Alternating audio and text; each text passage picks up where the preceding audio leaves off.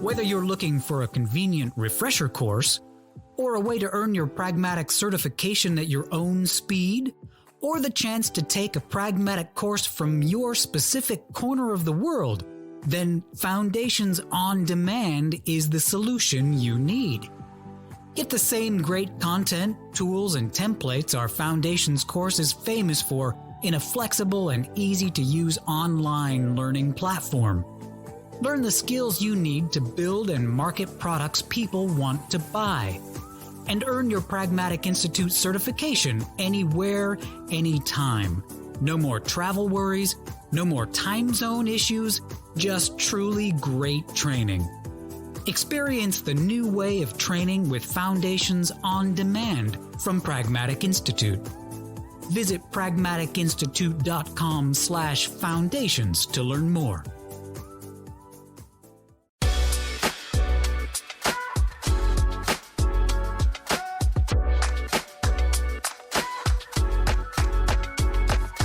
Hello, and welcome to the Pragmatic Product Chat series, where we tackle the biggest challenges facing today's product management, product marketing, and other market and data-driven professionals with some of the best minds in the industry.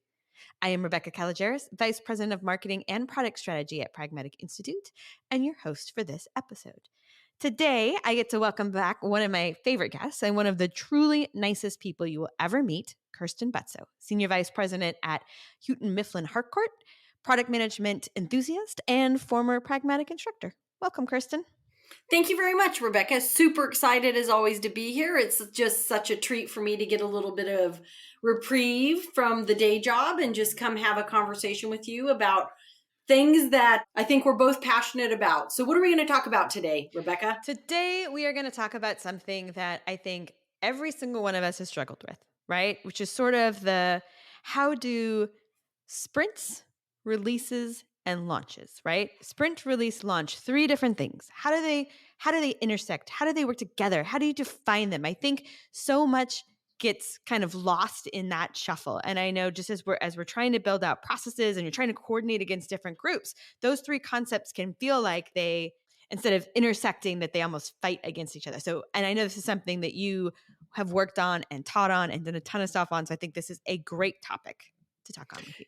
Yeah. And, I always wonder, why is it so hard? Because on paper, it really just shouldn't be that difficult to talk about sprints, releases, launch. What do they mean? What do they encompass? When is it appropriate to invoke one or the other? Who should be involved? And yet, when you start to actually put it into practice, it's always definitively harder than it seems.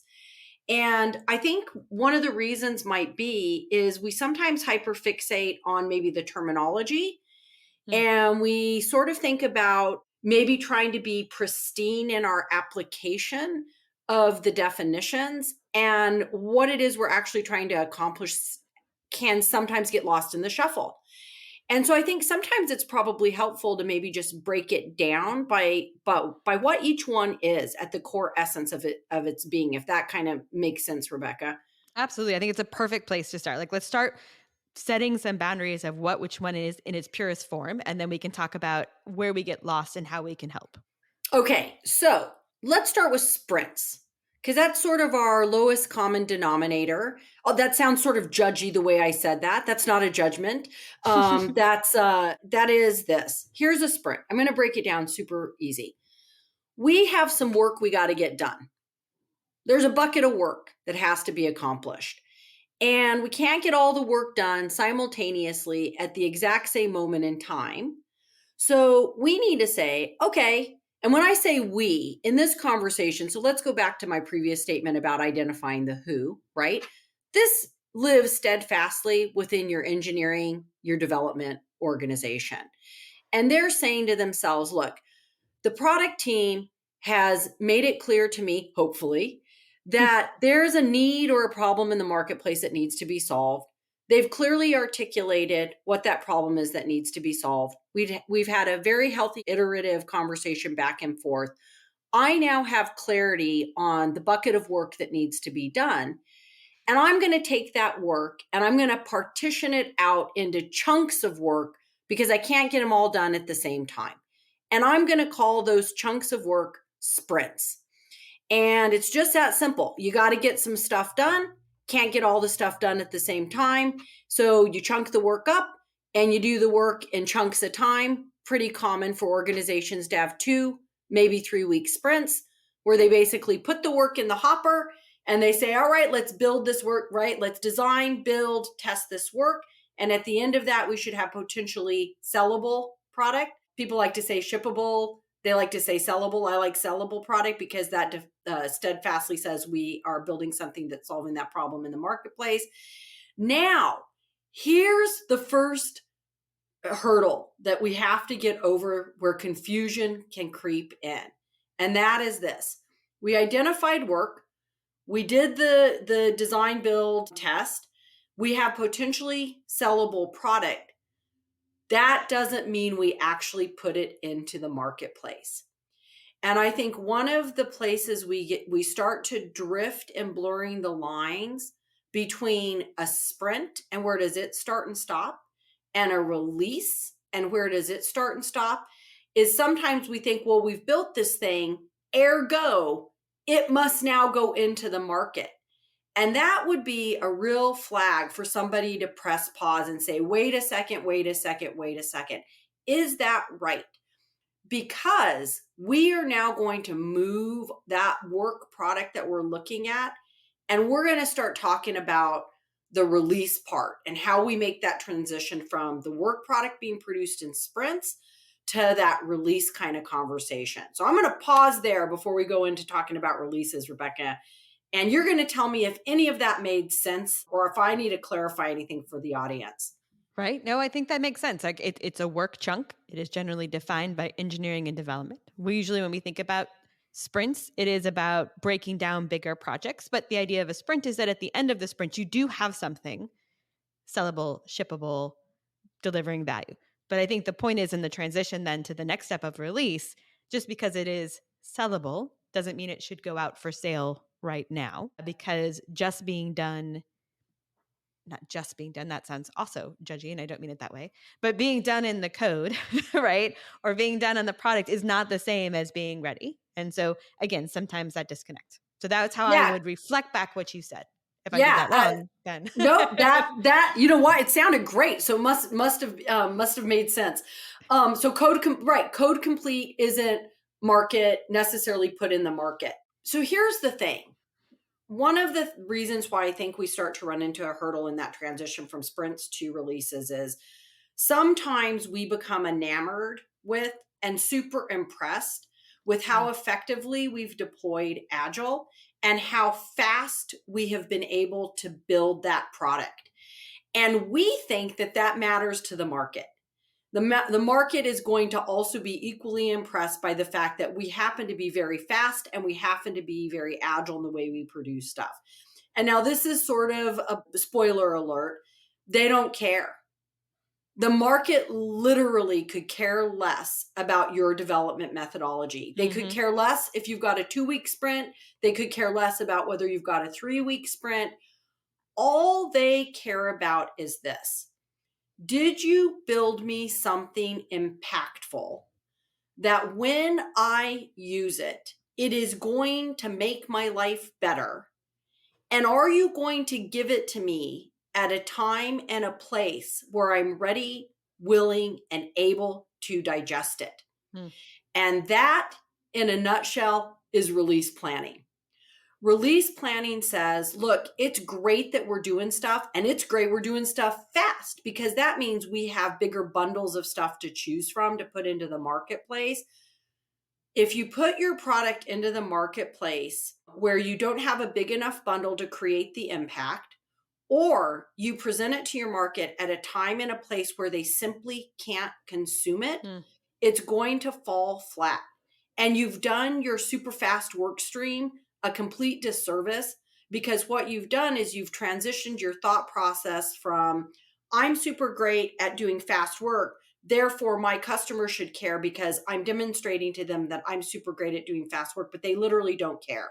And so I work in the education space, right? And we work with K through 12 public schools in the United States. they're not really dying for us to put out major releases in the middle of the school year. Yeah, Even if we have it, release. not really. They really are not begging and pleading for us to put something out in the middle of the school year. So we've got kind of two windows of big opportunity over the summer and over the winter break. Now, this is also where having a release taxonomy can come into play, right? So in general, work product that is put into the release cycle says major, minor, maintenance, hot fix. And the definition loosely behind each one of those is literally predicated on how much impact does it have on a customer, how much disruption will it have on a customer, and what is it, what's the customer's sensation with this bundle of work when we put it out in the market? Is it big? Is it small? Is it I don't even notice? Is it you better get it out fast because we have a bug in the software that has to be immediately fixed? And so if you think about, back to our business model, major releases can't go out in the middle of the school year. Minor releases, they actually can. Maintenance releases, hot fixes, they actually can too. And so the discipline and the scheduling related to that different categorization of work is also critical because it also sets us up to move into the last part of this conundrum, which is the launch conversation. So, just to go back and review before we move this or advance this conversation you've done some stuff, you've got stuff ready to go into the marketplace, and now your release says, well, when should I actually think about putting it into the marketplace? How big or small is it? And when can my customer actually digest it? And am I queuing up the way that I'm representing things into the marketplace that creates alignment there? So you tell me if that all made sense, Rebecca. Absolutely. Let's go back though and make sure we also hit on the who, right? Oh, so you the talked who. about the who. So who who is driving the release planning discussions?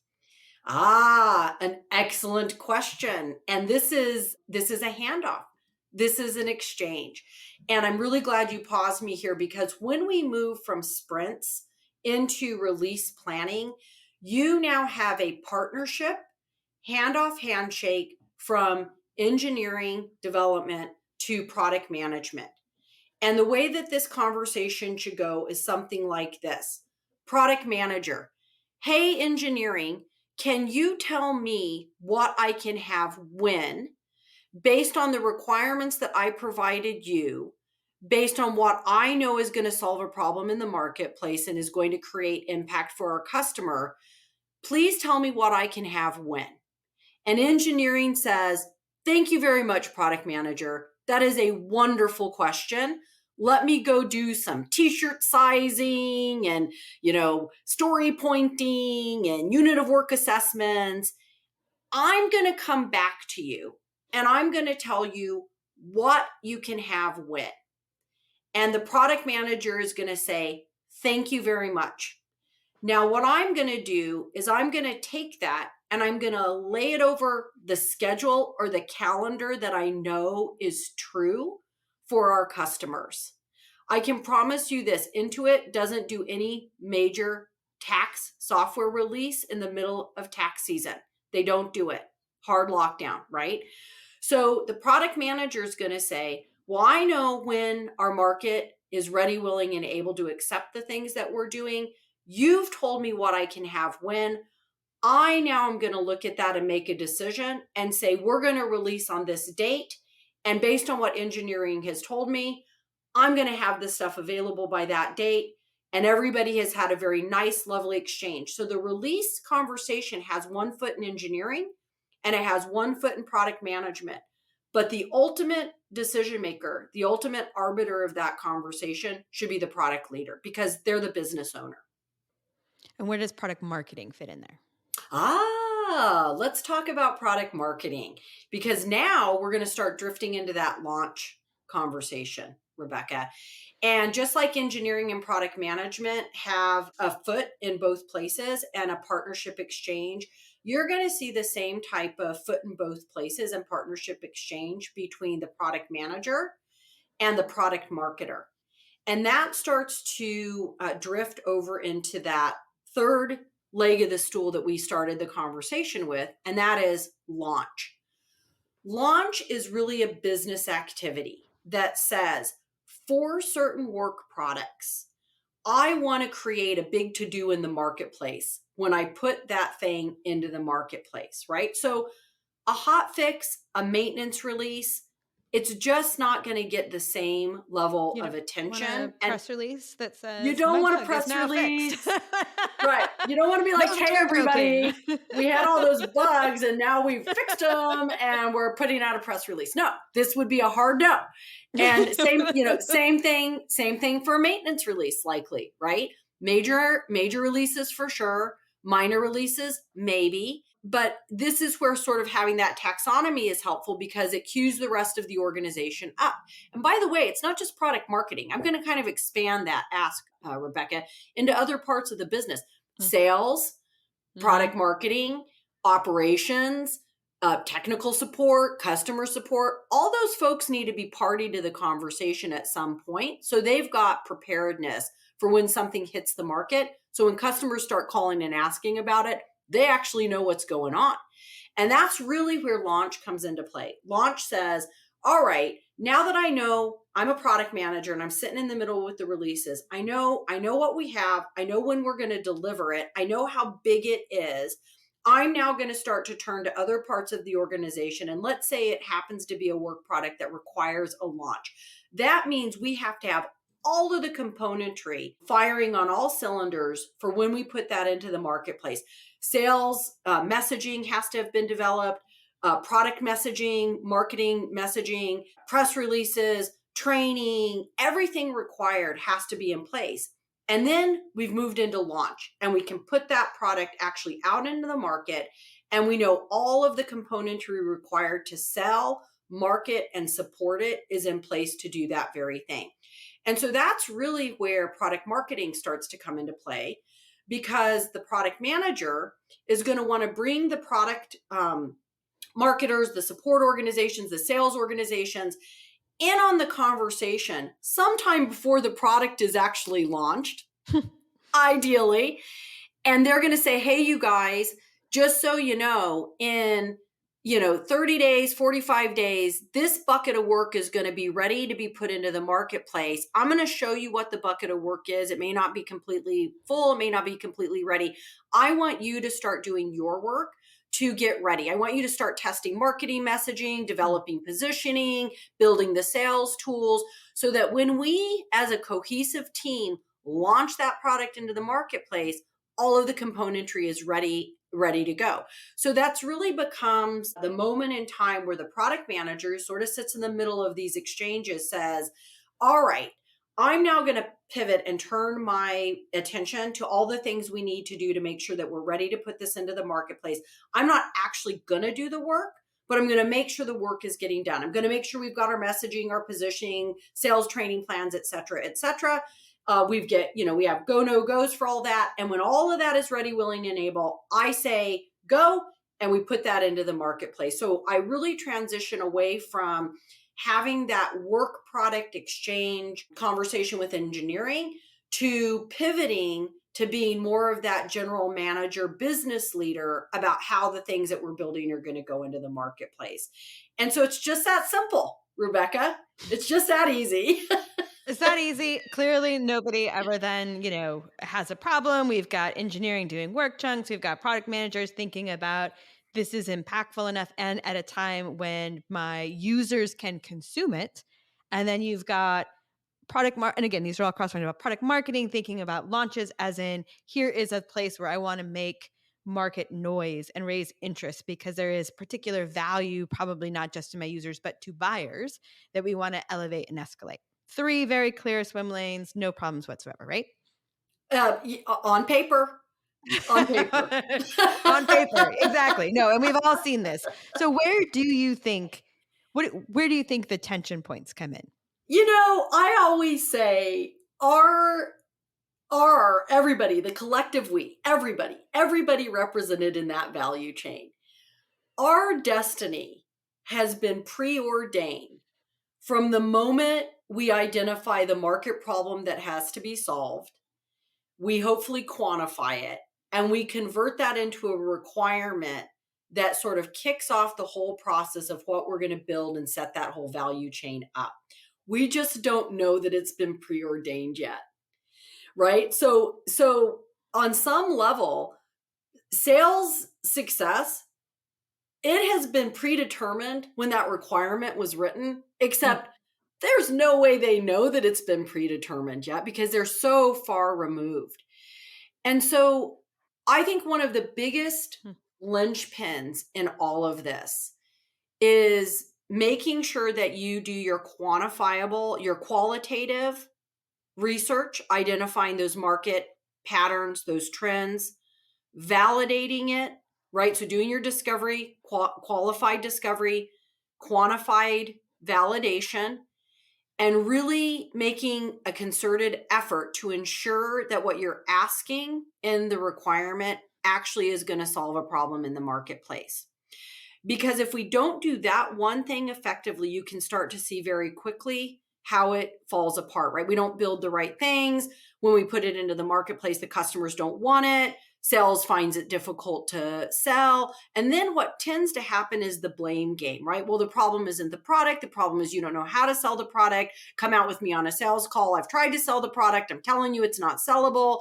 And once that moment happens, you've created a cultural conundrum that has to be overcome. So item number one in this conversation is really striving to get great requirements based on quantifiable market problems. Now, here's a really important cultural point to this conversation, because there's a cultural piece to this conversation. Nobody has a crystal ball. Your product leaders, they actually aren't clairvoyant. They're going to do the best they can with the information they have available at the time. And guess what? They're going to be wrong. They're going to be wrong because, again, we're not clairvoyant. We don't have crystal balls. Honestly, buyers aren't always truthful. Users aren't always truthful. Weird things happen. Market shifts can happen quickly from when you did your market research to when you build something. One of the most important cultural landscapes that needs to be established in order for this to be successful is a healthy understanding and exchange between product leadership and the rest of the organization. Look, you guys, I'm going to do the best I can, but I'm going to give you requirements. And you know what? Sometimes those requirements may not be great. They may not be right. And so what I need is everybody in that value chain to have a healthy frame of reference for forgiveness, that we're all just sort of doing the best we can. And sometimes that means we do stuff that isn't going to hit the mark. Sometimes, and by the same token, sometimes engineers set out to build something and the time it takes isn't what they thought it was going to take. And we all just need to have a healthy understanding of how to make that adjustment. And, so I think getting that market data in a reasonable place with the best available information at the time is critical. But then also having a super healthy value chain understanding of imperfection and forgiveness, and iterating together to say, well, I don't think this is going to work, and really trying to resist that finger pointing. Because if you've arrived at that place in that exchange and that value chain, I mean, success is it's not going to happen. Right. And the person who's really suffering in that equation is your customer, because while you're over here trying to figure all that out, they're still wanting. And so I think it's hard. It's hard because everybody wants a blueprint that's going to be exacting and guarantee. Right. That's why we do all sorts of market research, because what we're really trying to do is risk mitigation. And we're really trying to assure ourselves that whatever we do is going to have a guaranteed success and a guaranteed outcome. And I'm just going to say it's the wrong mindset. And it just sort of goes back to where we started the conversation, that says, look, and this is what I tell my teams all the time. Here it is, you guys. We're going to do some stuff. And then some of the stuff we do is going to work, and we're going to keep doing that stuff. And then some of the stuff we do isn't going to work. And then we're going to go, isn't that amazing? What we thought was going to work didn't work. And we're going to learn tenfold from that. And so we're actually probably going to celebrate that stuff even more than the stuff that does work. And then we're going to definitively stop doing it. Right? So do the stuff, keep doing the stuff that is the stuff that works, get the huge lessons learned from the stuff that's not working, healthy conversations about it, and then stop doing that stuff. And so I think that sort of leads us to a little bit of the end of the value chain here, which we didn't we didn't talk, but you know how I like to slide extra credit things in. So now Yeah, I'm gonna bonus I'm points gonna for make those.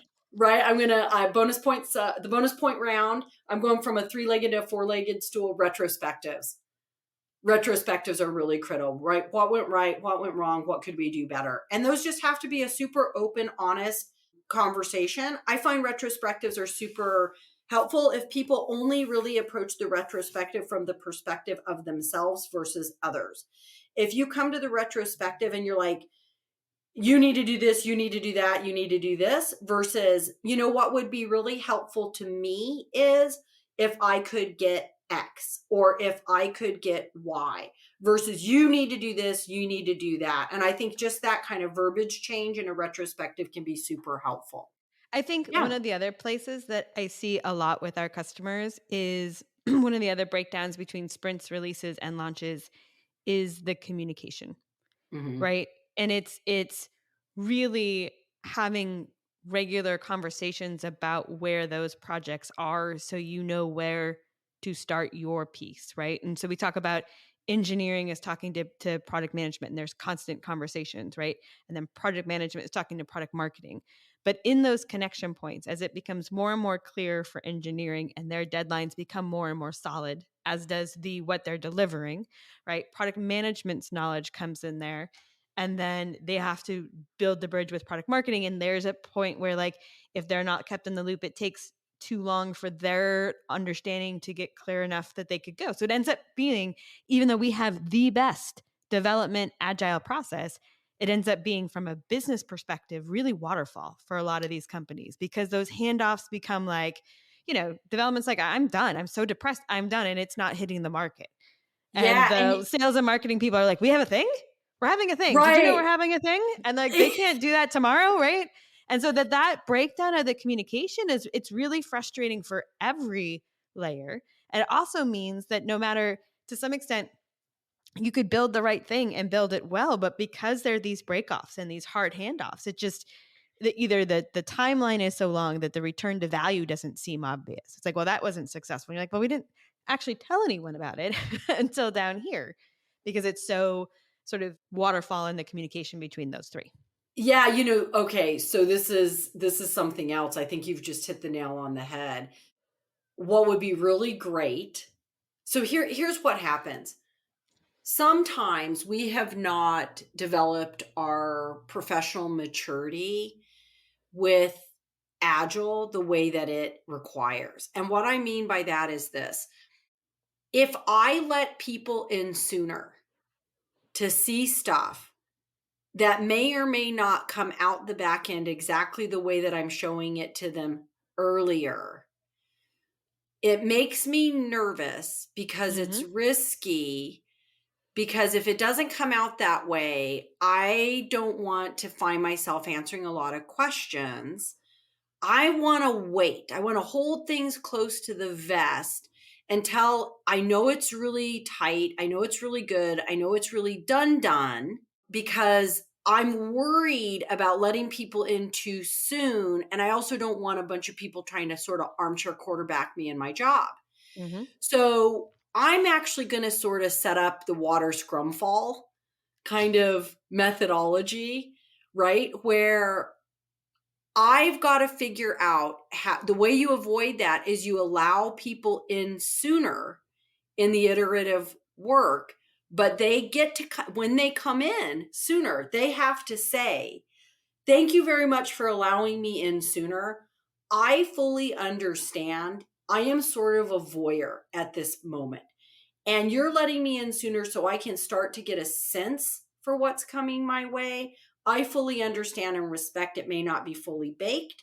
I fully understand and respect it may change. And I'm just going to sort of be a fly on the wall and appreciate that you're giving me visibility sooner, so that I at some point am going to have some sort of iterative overlap, that when your stuff gets close enough, I start doing all of my iterative work. I start developing my positioning, my messaging, my sales tools, my customer support training. And I'm going to start iterating on that too, right? Alongside it. So there's a Venn diagram overlap of circles here, right? And in order for that to happen, it requires an immense amount of trust And it requires an immense amount of professional maturity that people aren't going to run too far too fast with information that may change. And that there's going to be enough time allotted to allow people to do their iterative work as well. And so it's a big ask for human nature to say, it's kind of like, I don't know, I'm trying to think of if you've ever, maybe put on an outfit for somebody and you're not fully dressed yet, right? My niece is getting married here in a month or so. And, I saw pictures of the wedding dress, and of course there then comes the, well, but and here's how I'm going to do my hair, and here's how I'm going to do this, and it's not exactly the way it's going to be, and starting to explain why that's not exactly the way that it is. And that's kind of that sensation. If you feel like you're putting something out a little bit prematurely, you sort of have to start explaining why it's not perfect yet. And you shouldn't have to do that explanation. You should have to say, I'm asking you to come in a little bit early. Just know it's going to be imperfect, and I'll let you know when it's going to be dialed in. And then that's really going to be your signal. Does that make sense? It does. And I think on the other side, if you're someone who is trying to design a handbag to go with that dress scenario, right?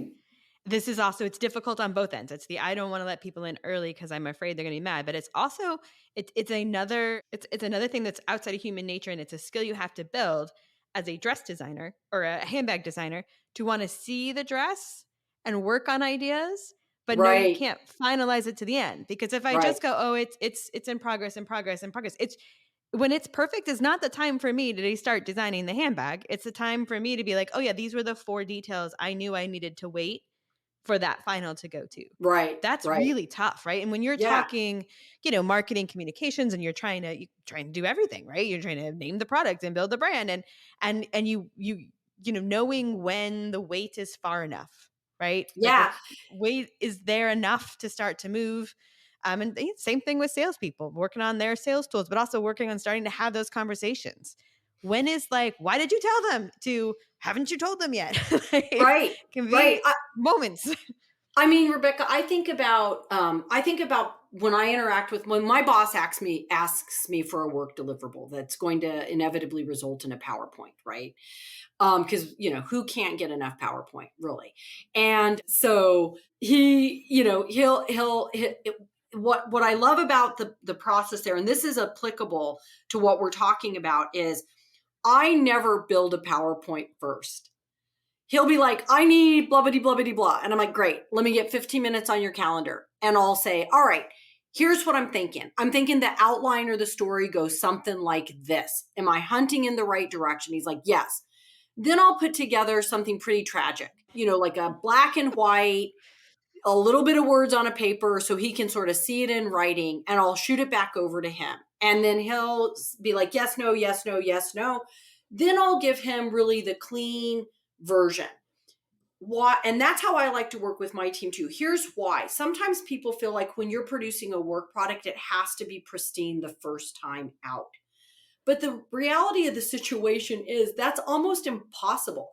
If I had spent, what I like about that process is if I had spent a month trying to create the perfect, as though I'd have a month to do something, but let's say a week to put together the perfect thing, when I take it to him, it's still not going to be right. Something about it isn't going to be right. Something about it isn't going to resonate. It's not what he had in his mind. I'm not translating it well. I'm just saving us both a ton of time. And he's a super willing participant for me to just go, hey, I'm sort of thinking about this. Yes, no, yes, no, yes, no. So by the time I finish him the work product, it's almost always just a rubber stamp, right? And so I think that's sort of that mindset we've got to get into with each other is I want to start bringing you imperfection, and that's going to make us work faster together. And then it's all going to come together at some point. But if I bring you in there, the likelihood that when it all comes together, the success is greater. The likelihood that when it all comes together, there is success goes way up versus if you tried to fully bake it and then start sharing that with the rest of the organization. Yep. Does that make sense? I don't feel like that was the best analogy, but you get the point. I do. Also, I felt like you and I should drift away from designing handbags because if anybody knows me, I've had the same purse for 10 years. So I We don't were carry a starting to purse. steadfastly Yeah, get I know. I out was like, I don't know why out the of bride my has a purse. I don't know. Like, this seems highly improbable, but yes. I'm like, how did Rebecca and I get on this analogy? It's just we probably should not be doing we it. are So not qualified for that discussion. no, we I are could have not. made I could have made shoes. That would have made good. There you go. All right. So it sounds like remembering clear definition of all three of those, clear understanding of sort of who manages those and the handoffs they need are really, really critical. Also, I think, as you kind of said, like if you don't start with the right requirement and need, it doesn't matter how good the process is, the thing at the end is not good, right? Like if you're not building the right thing, you could build it wonderfully. Great job building the wrong thing. And then Awesome. also, yeah, the cultural pieces that overlay all of this, right?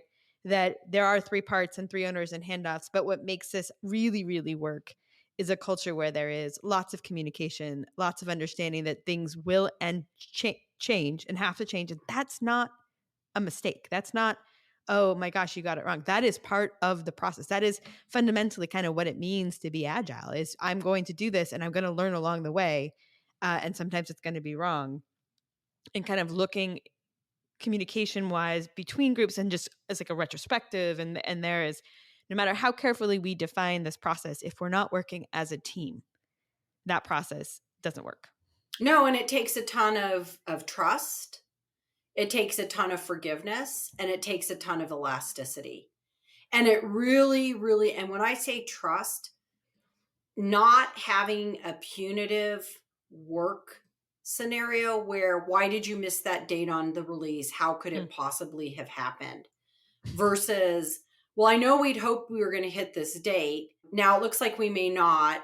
Let's figure out what does that mean now, right? Two totally different things, but the same outcome is going to be achieved. And so, that trust foundation is just critical. Awesome. All right. Oh, it's good to talk to you, Kirsten. We talked about lots of different things. You know what my question's going to be? Uh-oh. 2 things people should do differently tomorrow based on what we talk about today. Oh, you always end with these questions, and oddly, I'm never prepared to I know you'd think like them. after the first time, you're like, gosh, she uses that question at the end.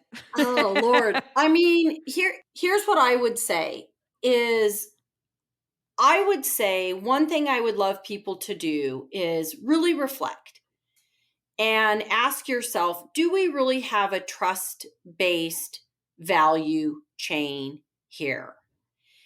And if the answer is no, I would really love people to sit down in a room together, be authentic, and try to unpack that. If you don't think that that's something you're capable of doing on your own as an organization, there's a great program, The 5 Dysfunctions of a Team. It's a book. There's a guy who wrote the book, Patrick Lencioni. I'm not affiliated in any way. I just like the book. I've been through the training. The company's called the Table Group, and they do the 5 Dysfunctions of a Team training, and they'll take a team of people through and create a trust-based organization. So if you feel like you need some outside help, bring in some outside help. But I'm here to tell you, if you don't solve for that piece, the rest of it literally doesn't matter. You can have as many RACIs, you can have taxonomies for release definitions, you can sprint till your heart's content. But if you don't have that piece figured out, the rest of it just literally doesn't matter. And then I would say the second thing I would love people to do is really reflect and say, do we have really a clear articulation between the difference between a major release and a minor release? And do we have a clear articulation for what all parts of the organization are going to do for that? And do we have a clear articulation for the schedule for each of those? Because if everybody just had that blueprint, it takes a lot of questions immediately off the table because you're already working from the same blueprint. So I know that one was a big, big ask, the trust-based piece. That's a tough one, really tough. If you can achieve it, you'll have the best moment ever in your career. I've achieved it a few times in my career, and it's amazing. It's intoxicating. And I've lived the other side of the fence, and it's not fun. Nobody loves it. Nobody thinks it's fun. And if you can really kind of get clarity on the blueprint, I think that will go a long way to helping folks. Great.